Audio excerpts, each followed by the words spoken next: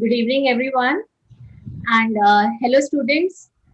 We all know 2020 has been a very challenging year for all of us, and especially for you as a student who have been preparing for the board exam this year, whether it's for IGCSE, A level, or IBTP program. Support you all. We at EduVoyage have taken this initiative to start a prepathon series.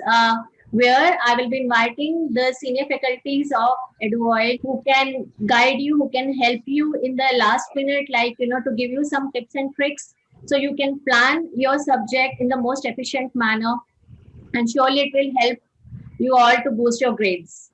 Now, before we move further, I would like to just share with you that you can just park your questions in the chat box, and towards the end, last 10-15 minutes, you can ask those questions, or probably I'll be voice of your question and they can answer whatever you want to ask them. Is that okay with you all? Mahir, Priya, Anya, Manak, Navya, yeah, I can see. Okay, great. So let me just introduce you to our senior chemistry faculty. We have with us today Anjum sir, who is a very, very senior faculty of EduVoyage. He has around 14 to 15 years of experience of teaching IGCSE chemistry. He is being the head of department in one of the international schools in Mumbai. And in fact, I've seen parents and students coming and telling me that they want to take chemistry at IBDP, whether it's high level or stand level, not sometimes because they want to do chemistry, but because they love Anjum sir. So that's how a teacher can make so much of a difference in doing that particular subject. Welcome you, sir. And then we have Ms. Tasin with us, who again has some 7 to 8 years of IGCSE experience teaching in 3 different schools, and 2 years she's been the head of department, and she's been so hardworking and dedicated to the subject, and we can see that in the grades of our students. In fact, in A level, where the grades are so difficult to get, we've seen so many A's and A stars coming in A level program with her guidance. I welcome you, Tasin Miss. Thank you. So directly now, coming to the subject, let's start. Anjum sir, I would like to take up certain questions which comes in the mind of the student, and we keep getting it from them. So the first one is there a different approach needed to prepare the chemistry IGCSE paper when it comes to multiple choice questions, structured paper, or ATP paper? What is the approach they should follow? Three papers will definitely need a different approach. That's how the Cambridge has kept these three papers, because the way you need to think in case of MCQ is different than the way you need to think in case of structured questions and then alternate to practicals. So preparations are needed are different. Approach needed is different. Though syllabus is same, it's the same syllabus that you follow for all three papers, but the kind of questions that you will need to tackle, the way you need to think to arrive at an answer is definitely different. For example, multiple choice question one should remember that you don't have to give the answer in multiple choice question. Understand what I'm saying? You don't have to give the answer. You need to choose an answer. So there is a right answer there in front of you. You just need to choose the right one. So what the examiner will do, the one who sets the paper will do, is that he will not only test your understanding, but he will also test your ability to shortlist, your ability to decide the right option.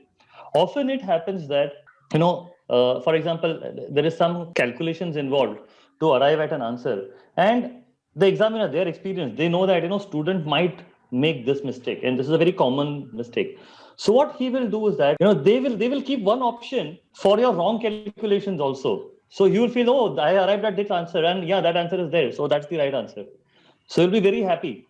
So you need to be very careful in MCQ. So many a times, what happens is in MCQ, another common mistake is that you overlook the keyword in the question.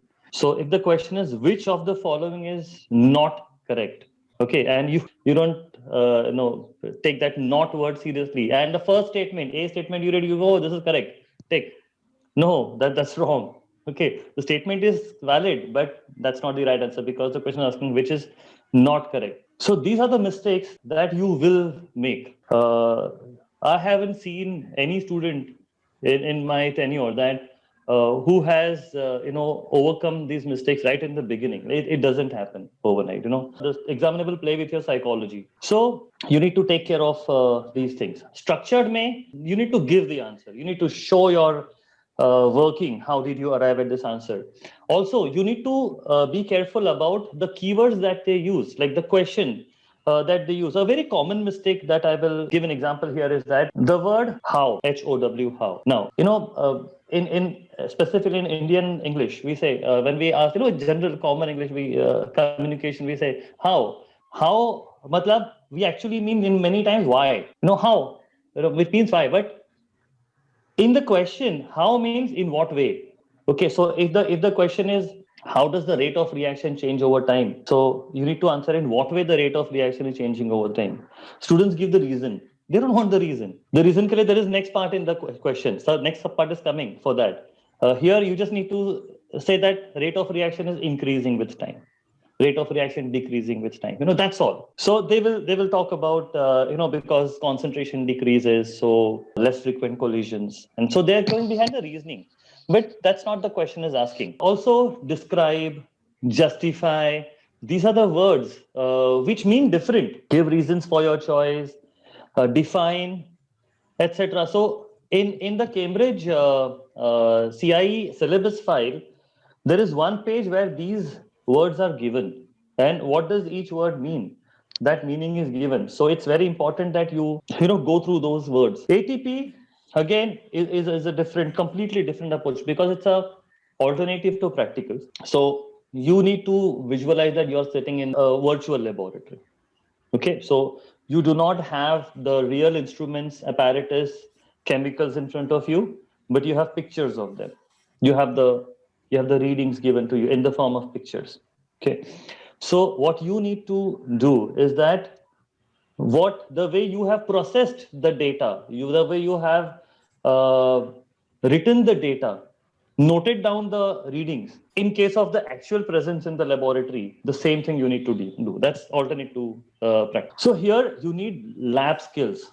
Though you do not have to actually, pour 20 centimeter cube of acid into the conical flask from the measuring cylinder. You do not have those, but you should know that if I'm measuring 25 centimeter cube, then measuring cylinder is not the right apparatus. If I want accuracy, then I should go for pipette. So these are the things that you should be aware of.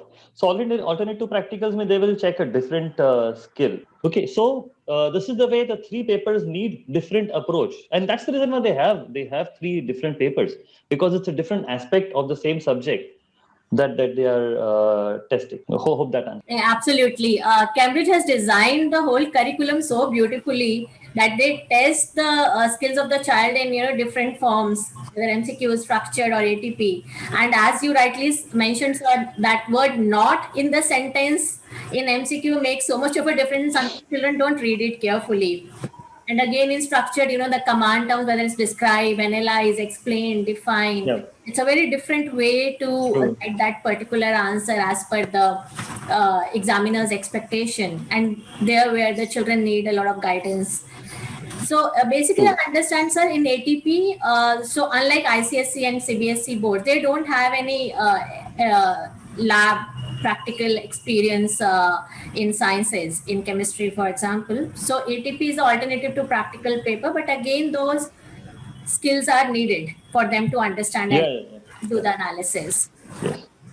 Great, that's very helpful. The next question is there a specific system or method which you suggest in solving the past papers? Yeah, that's the most important practice that you do in your entire 2 years, like grade 9 and grade 10 may. So past paper solving has to be done very methodically and very systematically. It should not be done very randomly, because what I believe is that what past paper solving can teach the students, no teacher in the world can teach that. Whatever they learn from solving the past paper, this learning cannot take place in the classroom, on the whiteboard, on the smart board, because solving past paper is a different ball game. Like you may be knowing the laws of equilibrium, that when the pressure increases, pressure decreases, how does the equilibrium shift, all that you know. But how do you apply in a given situation? They will trick you. Okay, they will trick you. And here the skill gets developed. This is where the skill gets developed. So past paper solving is something that the student should take it very, very sincerely. What I personally believe is that student, this gives the student an opportunity to be his own examiner, opportunity to be his own critic, opportunity to understand where is he losing marks, and he does not have to show his result to anybody. If he scores less in one of the past papers, that's fine. More important is that you see where have you lost marks. So what the marks that you have lost, those questions will teach you. So focus on the questions that you have lost. Wherever you have gained the marks, leave that, ignore them, because that's something that you already know. So focus on the wrong ones. So what I suggest, the method that I suggest is that when you're solving the past papers, solve one paper. Let's say I'm solving one MCQ, okay, and do not take the next paper unless you have corrected this paper. Okay, do not go for the next paper. Like don't start the second paper, whether it's MCQ, ATP, paper 4, whatever. Do not. First of all, once you finish the paper, you should want to know, okay, how have I done? Where have I lost marks? So whichever questions I'm wrong. So I have chosen the option A. The correct answer is D. Okay, then you rack your brain on D. No, because you're focusing on the wrong ones. In case, suppose if you understand, yeah, it makes sense to you, D is the correct answer, I think I understood what's the mistake. Fine, learning took place. If suppose you still don't get why, you still believe that the answer should be A. But why is the mark scheme saying D? So mark that question.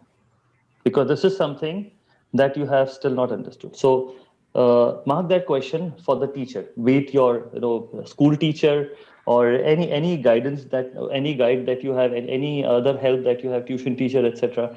But make sure that query you get sorted. Once done, once you have noted down the wrong ones which you have not understood why they are wrong, that this is very important, and don't take this leniently. Even if you get, like, suppose if you get 10 on 40, you get 30 answers wrong, that's fine. But bother about those 30 questions. Those 30 questions will teach you. Okay, then do the next paper. So start the next paper only once you have corrected your paper, noted down the wrong ones, and sent the doubts to the teacher. If the teacher is not accessible, so school teacher is not accessible, then fine. At least you have noted down somewhere that these are the questions that I need to ask. If it's a tuition teacher, usually they are accessible. So just click a picture and send it on WhatsApp, and then that's it. Now your problem is you have sent to them, so your problem is their problem. So now you can go to the next paper. But this is very important. Focus on the wrong ones and correct your own paper, and don't be lenient with yourself. Don't give the benefit of doubt to yourself. Okay, so this way, if you solve 10 papers of each subject, by the time you solve the 11th paper, you'll see the difference. Because of 10 papers, wherever you have lost marks, whichever areas are weak, those are highlighted. Like, you come to know what you didn't know. The wrong ones, they show you the mirror. That look, this is what you don't know. Okay, so it's very important to see the mirror, that where do you lack, and the past papers will show you the mirror and show you the correct picture. Where do you stand? If you do it very sincerely. Don't try to cheat yourself by giving the benefit of doubt to yourself. No, don't give the benefit of doubt to yourself. It's okay. You don't have to show this result to the world. It's for yourself. Okay, so this is the method that I always suggest. The same thing goes for all the 3 papers. Absolutely, I totally agree with that, and it's very, very important. Rather than them just solving a lot of papers, and they need to go back and see where I went wrong, because that is true learning, where it will happen. Like, when they go through the wrong one, that okay, I have marked A, but C is the right answer. Then they need to understand why C is the right answer. Yeah. Then only. So students, you should make mistakes, but new mistakes, not the old one. So you should know where I was going wrong, so that those mistakes are not repeated. I hope it really helps. It's a great tip. Can I just add one point over here? Yeah. I mean, of course, apart from MCQ, if you talk of theory, as sir mentioned earlier, the key terms. Sometimes, like in the structure paper, students lose marks because they do not write the key terms. Yeah. So when you are correcting the answers of the theory, just make note of those key terms and then remember, okay, next time I'm supposed to use these words in my answer. So again, over there also, the mistakes are not repeated. Again, the same key term absent, again, the child gets the same kind of marks. So theory also, I feel noting down of key terms while correcting the papers also is very, very important. True. Learning should take place after every paper. Yes. Otherwise, that solving that paper was a waste of time. Total. Okay, so then the next question is, what is the division of time a student should spend between the textbook, notes, and past papers? So textbooks and notes is one thing because that's reading the information. Past papers is applying that knowledge. So depending on how far you are from your exams, if it's a Feb March session, then I think right now there is no time for the textbook and notes. There is no time. You can refer to the textbook and notes for a specific reason. Like for example, so if the question is what are the conditions for Haber process, and suppose the student forgot, then it's fine. You open the book, go to that chapter, go to that page, read that, learn that, close the book and come back to the paper. So it's only need based. Otherwise, if you sit on the sofa or bed and keep reading the chapter, I think this is not the time. For those who are going for May, June, the division of time spent in the reading the book and solving the past paper. Initially, reading the information should be more and past paper should be less. And gradually, as you approach, it should be other way around. Gradually decrease the time on reading the information, because at one particular time, I really want you guys to not need the textbook. Like you should know the entire textbook, entire notes complete. So only suppose some nook and corner is left, so that's fine. That's fine. But otherwise, we expect that you by now, like suppose May June agar hai, so by now, and for Feb March by now, so they should have known. You should know the textbook. You should know all the concepts. But if you particularly realize that, I think drawing the structures of the esters and the polymers is something that I make mistake. Fine. Then open the book, practice that, and then come back. But otherwise, there's no point. You know that you don't know. Then why to attempt the paper? So the amount of time spent on the past paper should gradually increase, and amount of time spent on the textbook should gradually decrease. Towards the end, as I said, that like at least 1 month before the exams, textbook should be kept in the cupboard and it should be taken out only need based. Otherwise, by then you make sure that you know the entire syllabus.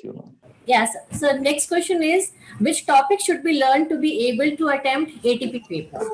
Okay, see, ATP, the Cambridge doesn't prescribe any specific topic, and it's not the full book definitely. But because we know that it's alternate to practicals, so whichever chapters are related to practicals, which involves some practical skills, you should know. Like rates of reaction is one of the most important. Then separation techniques, the rates of reaction, separation techniques. Also, you should have the knowledge of the organic chemistry. Typically, in the analysis questions or planning questions, there are several times that the question is asked about, and the unknown liquid is an organic liquid. So you should know the properties of organic compounds. And apart from that, it requires some out of chemistry skills like graphical skills. So you should know how to plot a graph. You should know when they say smooth line, they mean smooth line. Okay, so don't take a scale in your hand. It's a smooth line. So it's a freehand curve. When they say straight line, then take a scale in the hand. Okay, don't do a freehand. Okay, so there are few things that you should know. If they say best fit lines, then you know that all the points are not collinear. So you need to decide, how to draw that best fit line so that the line, there are almost equal number of points above and below the line. That's what the best fit line is. So you need to read the way they want you to plot the graph very carefully. So those are the skills required. And you should be also familiar with the lab apparatus. Now, there is no chapter in the syllabus which is introducing all the lab apparatus. But typically what you can do is that usually students are familiar with the very common lab apparatus. But then what you should do is that when you're solving the past papers, usually the first question is based on that, the apparatus, labeling, paper 6, first question. So you should, sit and make the list of the apparatus that they have asked you, in the past paper. So that gives you a list of apparatus that can be asked. So list of apparatus, you should know. Rates of reaction, you should know well. Then I said graphical techniques, separation techniques. And when you're talking about apparatus, you should also know the limitations of each apparatus. Like you should know that if I want 25 centimeter cube and accurate, then pipette, or at the most burette, not the conical flask. When the accuracy is not required, then conical flask is fine. When something has to be added quickly, then pipette is not the apparatus. Then conical flask. Okay, so you should also know that when you're heating a liquid for a long time for evaporation, then I can't do it in the test tube. Not even the boiling tube is the. Then it's a evaporating dish. No, so you should be aware of these, like when to use each apparatus and when not to use each apparatus. Also, the calibration of each apparatus you should know. Like when it comes to burette, then you should know that burette capacity is typical. Burette capacity is 50, and the numbering goes from top to bottom, not bottom to top. Okay, so that's what something that is. Later on, I'll show you an example where this is a common mistake, or I'll show it right now. When we are already on the topic, I'll just show it right now. So it's a very, very common mistake that the students do. Now, I have taken this diagram A and diagram B from two different papers. Now, as you can notice here that diagram A में the numbering is increasing from bottom to top. So 16, 17, 18. And इसमें 35, 36, 37. So it's increasing downward. In reality, this is correct. This is the way the diagram is. This is not the correct diagram. But they, just to trick you, will give you both the ways. So what usually happens is that the common mistake is that this one student can read this as 36.1, or he can also read as 37.9. Because he start counting from here, 37, 1, 2, 3, 4, 5, 6, 7, 8, 9. So this can be read as 36.1 or 37.9. Similarly here, this is 17.1, or it can be 18.9. Okay, so this is the common mistake. So you should know how to read the burette. So the best way here is to start, like wherever the level is, there is one number above it and one number below it. So choose the lower number, and start counting from that end. So I'll start counting from here. So 17.1 and ignore 18. Here 36 and 37. So I'll choose 36. So 36.1 and not 37.9. So this is what you need to know for ATP. Miss, if I have missed out on anything, you can. Yeah, just one thing. I think the only thing which you missed out is the tests for those ions, cations, anions, and gases. Yeah, that is one of the most crucial parts of paper 6. Like I think up to 8 to 10 marks. I mean, maximum 10 marks definitely comes from that part. Yeah, so that is also one very, very, very important topic as far as paper 6 is concerned. And yeah, sometimes maybe electrolysis also. Yeah, they have asked electrolysis. Electrolysis. Yeah, I understand that. I think, that's about it. I don't really think anything else. Yeah, the very common question, like not the typical question like as we are asking. Not the reactions, but yes, tests for those gases. Again, kind of related to analysis. No, but general, like as you're right, that the electrolysis process, like which gas will go where. So that understanding, the basic understanding of electrolysis, the core level. Reactions, of course, is not really asked in paper 6. Yeah. So that was really, I think, very exhaustive and very helpful tips. You have in fact shown that, and I think that common mistake a student might do, moving to 37, or it has to come down to 36. So reading the question very carefully. Towards the end, any small important tips you would like to share, especially for the Feb March?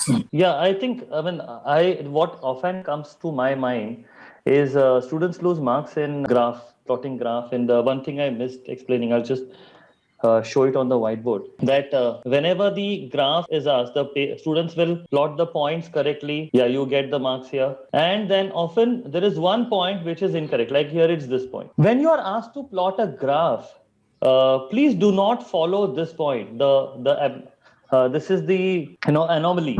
This is the anomaly. This is the incorrect point. So do not follow that point. You can plot a smooth curve. My curve is not very smooth because I'm using a stylus. But just go on with your graph like this and completely ignore this. Some students will follow that and their graph will look like this. They will go like this. Yeah, it's a crooked graph. So the question says smooth and not crooked. Okay, so ignore this point completely and go. So that's one thing just came to my mind. If anything else comes, I will tell you. But as of now, just that thing came. Sure. Thank you so much, sir.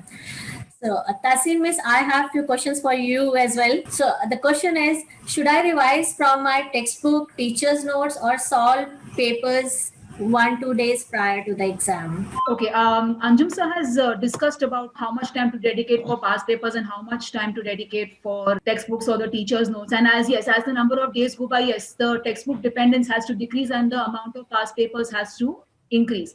But as far as 1 or 2 days prior to the exam is concerned, I feel rather than, just like only reading or only solving past papers, if kind of a hybrid of both can be done, as in like suppose if you solve say X number of past papers, okay?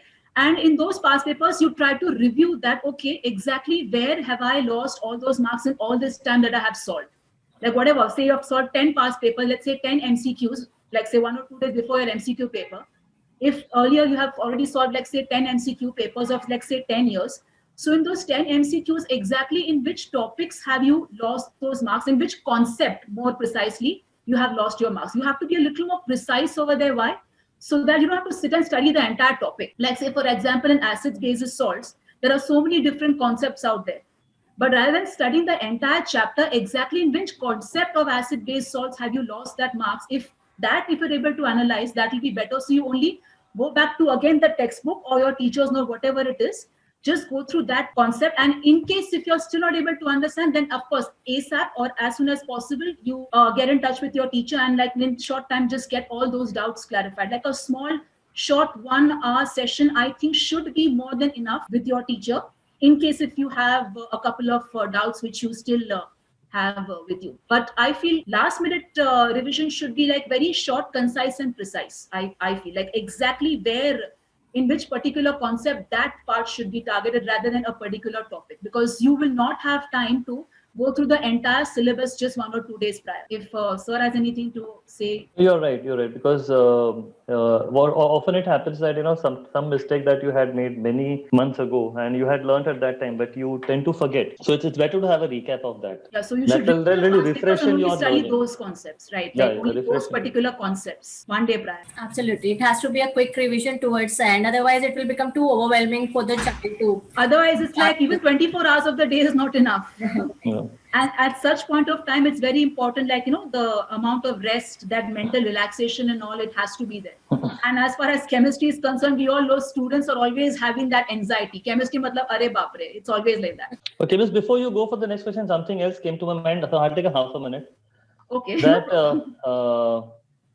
for burette reading, make it one decimal. Okay. Yeah. And you should also actually look at the readings given in the question. Agar question mein 2 dp hai, to you also keep your reading 2 dp. What I mean is that suppose if the level is at, let's say, 18. So in the reading, don't say 18, say 18.0. Okay. So because not much, but suppose you have 6 readings and all 6 readings you made the same mistake. You lose only 1 mark for all the 6.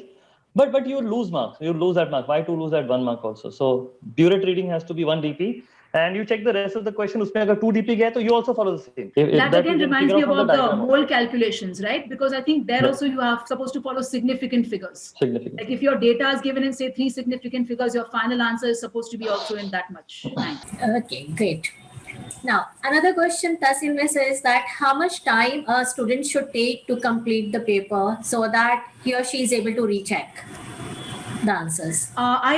I personally feel that rechecking of paper after, of course, finishing the paper is very, very important. Not only just because, just to say, okay, all the answers he has written it properly or not, but also to make sure that each and every question has been attempted. Because I've experienced this, like especially after prelims when I discuss paper with my students and I am discussing the question and okay, the child knows the answer, but still for some reason he or she has left the question, the answer blank. And I asked the child, okay, but you knew it. I know that you know this concept. They're like, yes, miss, I knew this concept. So I asked them that, why didn't you write the answer then? Then the answer many times they say, oh, miss, I just forgot. I just overlooked that question. No, it actually happens. It does. And just the child overlooks that question. He forgot to see that question. The child just loses that mark. So not just only to review what answers you have written, but also to check that you have attempted each and every question of the paper also is very, very important. 100%. That comes, of course, as far as theory or ATP is concerned. And as far as MCQ is concerned, again, suppose if the child wants to change a particular answer, yes, you are able to do that because you're using pencil to shade. But again, that shading has to not be done so darkly that later on, if you try to erase it, that shaded mark is still there, because these papers are ultimately scanned by machines, and machine itself is going to get confused. They will not understand, okay, is the child given C as the correct answer, or has the child given A as the correct answer? So that part also is very, very important. And maybe not in my case, but sometimes it has happened, it can happen also, that the alignment again of the answers is not correct. Like say, for example, if my answer to question number 30 was A, but for some reason the alignment went haywire over there, here and there, the student has written the particular answer as, let's say, C. Sometimes this also has happened, and that child has unnecessarily lost the mark. So sometimes that wrong alignment also happens. So it's very important that you must dedicate some time, and I feel 20 to 25% of whatever the duration of the time of the paper is, they should dedicate it for rechecking their paper. Talking of MCQs, it's a 45 minutes paper. So talking of, let's say, 25%, I think around 9 or 10 minutes is what I feel the child can dedicate if you could just go through the MCQs, whether he has written the answers correct, question ka correct answer, like the alignment is proper. That could be one thing. Or in case if he wants to change an answer, he realizes, okay, no, I feel this is not the correct answer, or this is the correct answer. So he has that time to change the answer. As far as theory and ATP is concerned, as I just mentioned earlier, not just checking the answers, the way in which you have attempted the answers, but also to check whether you have written or you have attempted each and every question of the paper. Nothing has been missed out. Because if the child doesn't attempt the question, of course, for unattempted questions, straight away the marks are 0. You won't even get like any 1 mark or 2 marks, say if it's a 2 mark or a 3 mark question. MCQ is 45 minutes. Then we have our theory paper, which is of 1 hour 15 minutes. So I think 25 minutes, as per that, around 20 minutes, around that much should be dedicated again for theory. And ATP being of 1 hour, the last 15 minutes or so is good enough, I think, for ATP.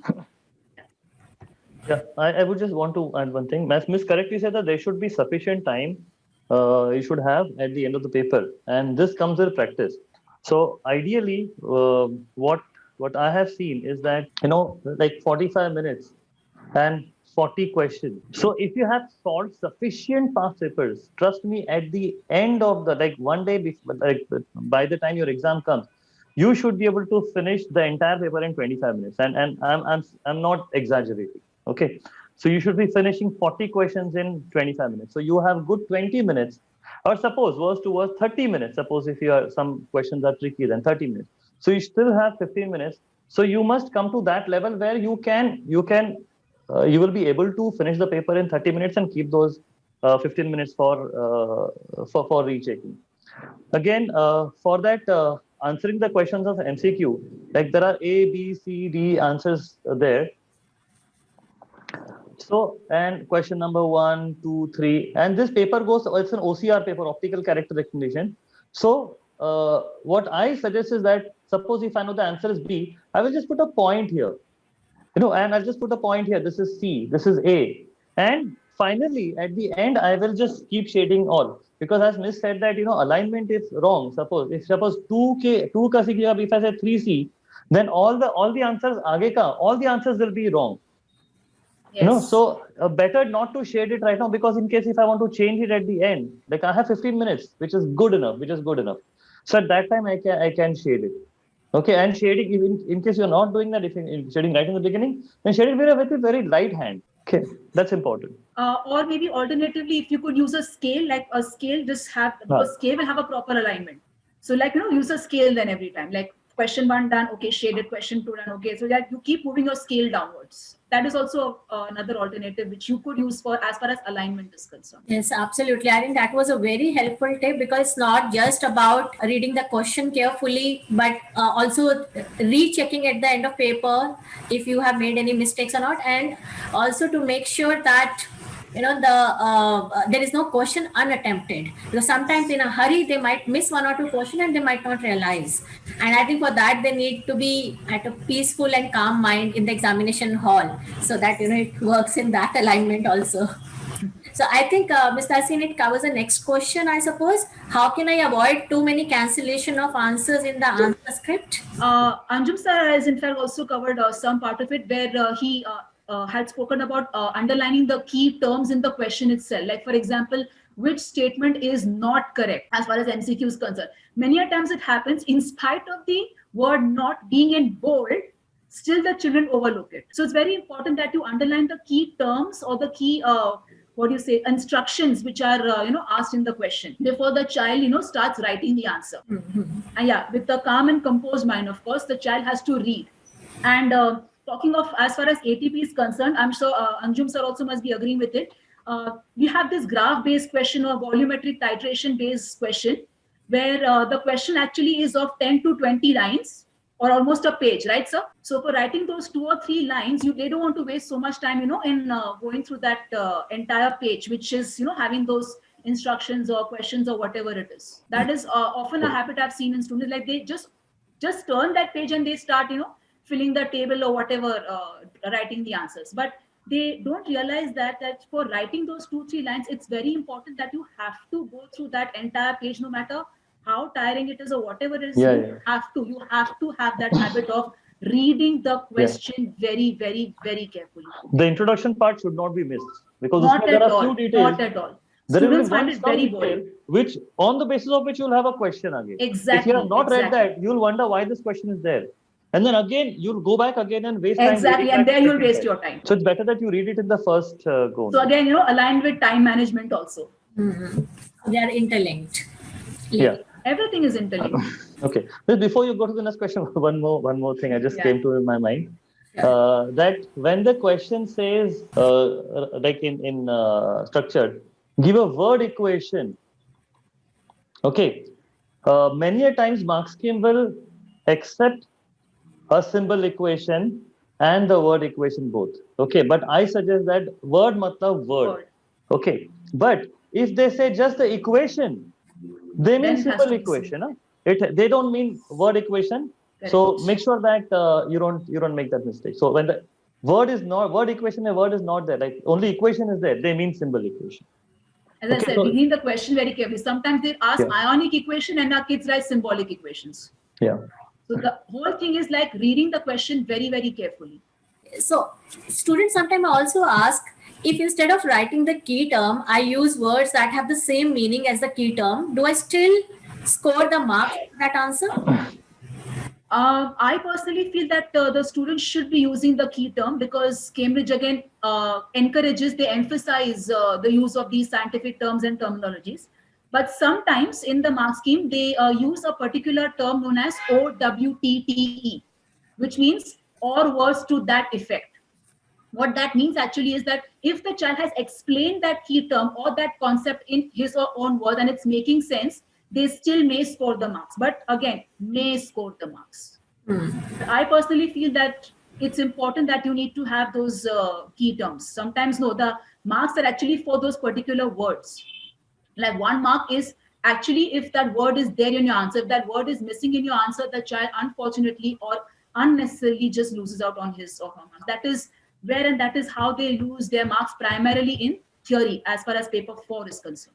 Next question is, how do I memorize or study for the different chemical tests for cations, anions and gases? Of course, that is like one of the crucial parts, as I had mentioned earlier also for paper 6, like one question short, like question number 3 comes from that particular chapter, and students often they struggle a lot in, memorizing and, learning all those chemicals and reagents and tests and all that they do. So what I would recommend is that if they can of course start writing the tests, like, with their own hands, if possible, like say in a tabular form. I'll just give an example. Let's say we have tests for cations. Now they know that for cations, you have 2 reagents. One is dilute sodium hydroxide and one is dilute or aqueous ammonia. So if they can write the tests with their own hands, like say in this kind of tabular form. Like for example, for aluminium ions, list the ions first, then divide them into columns. Like when you add few drops, what would you see? And when you add excess or a lot of it, then what changes do you see? So in this way, after they have written it, memorizing becomes a little easier. And also when it comes to last minute revision, as we discussed earlier, like 1 or 2 days prior to the exam, just by going through this table form, of course, it will become much easier for the students also to just browse through it and just see whether, okay, they remember all those tests or not. So something like this, if they can do it like from beforehand, that will be very, very nice. That's what I feel. If sir wants to add anything over here, if he has something else to say. No, I think what method you have said makes sense, and but somehow, whichever method you take, you just need to make sure that you memorize this. That's very important. You can't That do is away from with it. child to child. Some people learn by writing, some people learn by seeing it, some people learn by listening. That again, it's different for everyone. Multiple intelligence system. Yes. Yeah, basically, the chemistry of acids and bases. Then at least the NaOH part will help you to understand, and not you don't need to mug up, because you should know that aluminium oxides and hydroxide, chromium oxides and hydroxide, and zinc oxide and hydroxide are amphoteric. So you can see that excess of NaOH, those are the ones which will dissolve. Okay, so that's how others are basic. So others ka precipitate does not dissolve. Also, the color of the precipitate we know that aluminium, calcium, and zinc, they are non-transition metals, so their precipitates are white. Okay, others are colored. Okay, so which color that you should remember? Okay, the green or blue or whatever. So this is one thing. And ammonium again, you need to memorize what Miss explained the method. We can use that method. But if you remember the acid base, like the acid base chemistry, then this NaOH, at least you can figure out what it will be. With this, we come to the end of our session, and hope students, it has given you a lot of valuable insights, and I mean, it's been wonderful tips both the faculties have shared with you, and I'm sure if you follow even today's session tips, it's going to boost your grade. Anybody has any questions? Not beyond A-star. If you're like getting A-star in prelims, don't expect higher than that. Huh? So we wish you all the very best, whether it's the FEBMA students or the May June students sitting here. And if you want to connect with us, I'll be sharing the details with you. So from all of us, a lot of love and blessings to you all. God bless you.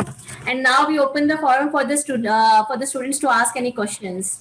Anyone has any questions? So either you can write on the chat box or you can unmute yourself. You can ask anything, like any area that we have not covered. Particularly, personally, you may be facing some problems in your examination, the term examination, final examination, etc. So where you want to ask. Would it be helpful to like explore any concepts beyond the textbook to prepare for the exam, or should you focus? No, you should focus on whatever is given in the textbook. In fact, more than textbook, because many times textbook also goes beyond the concept. So best is to follow the CIE ka syllabus file, because you're appearing for 2021. So syllabus 2021 it gives you every chapter what are you supposed to know, what the CIE expects the student to know. So those points, those objectives is something that you should stick to.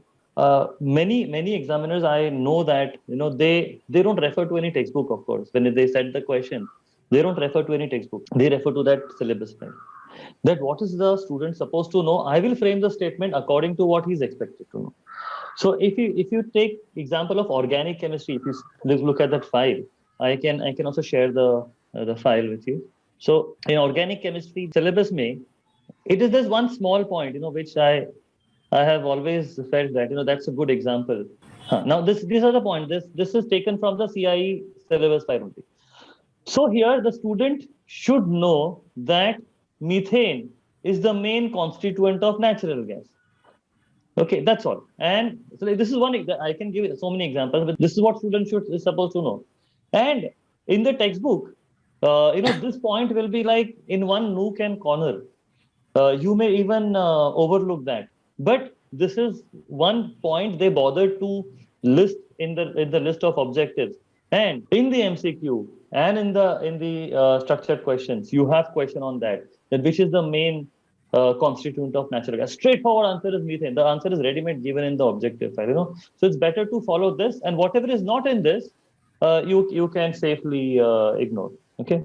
So that's the best, but not now, not just before the exam. That's the wrong time. But suppose if you are 5 months away from the exam and you want to really explore like equilibrium why does the equilibrium shifts to the endothermic direction when temperature increases? The reason behind it, though you're not expected to know the reason in IGCSE.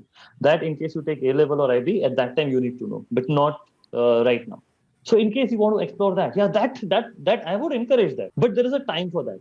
more knowledge, more understanding is always better, because then you become expert on that topic. Even if the twisted question comes, you can really arrive at the answer quickly, because you understand more than what the textbook expects you to know. But there's a time. Right now, for Feb March, just don't do that. Okay, I think we were too good, me and Miss Kasim. It shows that they've understood every. Clap for yourself, sir. So we do expect A stars from all of them. They've got expert knowledge from 2 faculties here. So I think they're all now becomes super expert at the subject. They've understood everything. Okay, guys, don't feel shy, don't feel hesitated. So, and then some textbooks, right? They have very specific information that is only, for example, learning the melting and boiling points of 10 different substances. Would that be something that we have to go into depth and memorize? No. Understand that Cambridge doesn't expect you to memorize anything. Okay. But we still ask you to memorize few things, like Miss said that cations and test for cations and anions. Okay, that is a different thing. They give you the calculator. Matlab, you don't need to memorize the tables. They give you the periodic table. Matlab, you don't need to memorize the symbols and which group, which element is in which group. They don't want you to memorize. Some of the formulas, yes, you need to. That also by understanding, like moles, there are formulas. So that by understanding. But if the facts, the data, like something that can be found in the data booklet, like melting points and boiling points is the data.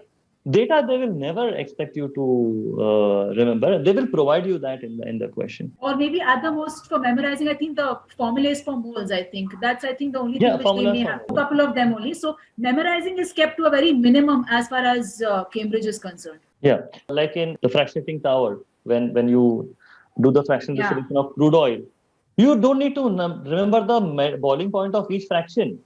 But you should know that, you should know the order. And you should know that as you go high, the boiling point decreases. So if you know the kerosene agar hai, to kerosene ki upar wale ka boiling point will be lesser than that. But not exactly how much that you're not supposed to memorize. They may ask you a question to predict the boiling point. Like they will give you the boiling point of methane, ethane, and butane. Propane is missing. So you need to see the trend. From methane to ethane, how much increase, and then butane ka kitna jump ho raha hai, and then somewhere in between ethane and butane there will be propane. So that also answer has a range. They can't expect you to know exact boiling point. So they give a range, and that range is very, very broad also. Yeah, not narrow. So they will expect you to predict and arrive at a value reasonably, like not knowing them. Definitely no. Remembering things is no. So you should more focus on how do you work on your application skills, okay? And don't bother about remembering things. Just don't bother. I think that's the beauty of Cambridge. They totally are looking at the application part of the subject. Yeah. That's why everything is already provided to them. Anyone? Any other question that comes to your mind? Okay, so I think we've covered most of the questions. Okay, thank you so much everyone for joining in, and thank you so much Anjum sir and Tahsin Miss. Pleasure. Taken me back to my 10th grade CBSE chemistry, looking at all those formulas. I wish I had passionate teachers like you. So we wish all our students all the very best for the upcoming exams, and I hope you all will benefit from the guidance and the tips provided by the expert teachers here. Love you all and God bless you all. Thank you. Good luck all the kids. Bye. Take care. Good luck. Bye.